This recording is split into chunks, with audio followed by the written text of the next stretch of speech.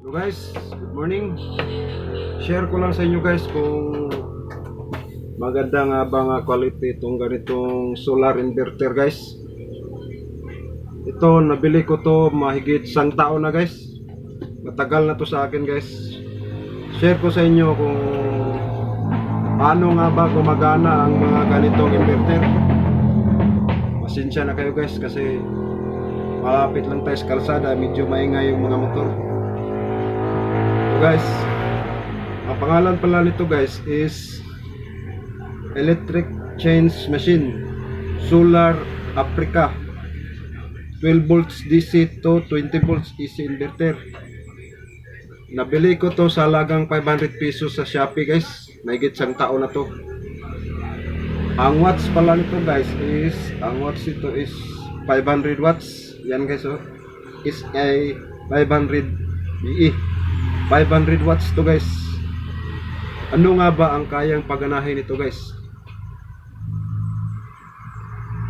Pero sa ngayon na video guys, for today's video, papakita ko sa inyo guys kung ano nga ba ang laman nito sa loob. So ayan na guys, buksan ko na guys. Ito na guys, ayan. Ito na ang laman nito guys, ng ating 500 watts na inverter. Yan lang kaliit ang laman niya guys, oh. Itong transformer niya guys, oh, ang malaki lang sa loob. Ang inverter niya guys, yung controller niya is dito guys, oh. Napakaliit lang guys. Yan, napakaliit lang ng mga MOSFET niya guys. May ano rin siya dito guys, blower. Yan, may blower din siya dito. Yan guys, oh.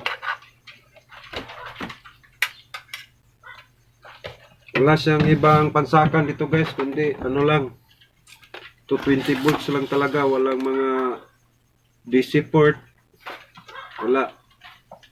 220 inverter lang talaga siya guys. Yan. Sa nagtatanong guys kung ano nga bang laman ito guys, yan lang, oh. Napakaliit lang guys.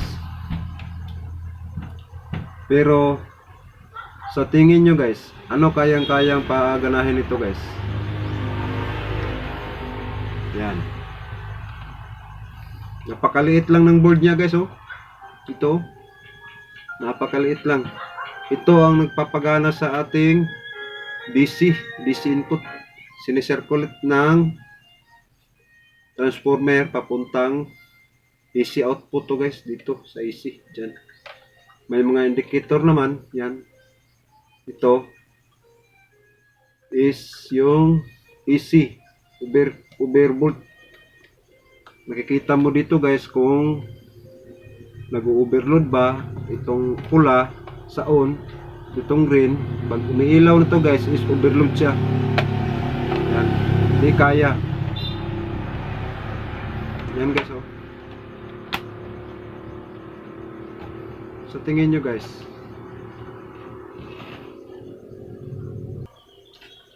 so ito na guys, saksak na natin to sa battery para masubukan natin kung anong kayang paganahin niya guys, ha. Ito is positive naman dito. Yan. Tingnan natin guys, una natin. Yan, umiilaw na at gumagana na siya guys, oh. Yan. Gumagana na rin ang pan. Yan, saksak na lang ang kulang nito guys. So pakita ko sa inyo guys, ha, kung anong kaya niya. Pang-heavy tayo guys. Ito guys is nasa 600 watts to guys. Malakas to. Ito guys, oh. Kita nyo guys. Malabo ba guys? Yan. 600 watts to na grinder guys. Try natin guys, ha. Dahil ito guys, dalawa kasing port to ng AC guys. Ito pang heavy, ito parang nasa 110 ang output lang nito guys. Ito is 220. Pero naiba ko na kasi ito guys, nakulikot ko na to. Ang nabaliktad ko na to, ang malaking ampere na lumalabas dito na. Dito mahina. Pero subukan natin to guys. Yan. Ito na guys, oh.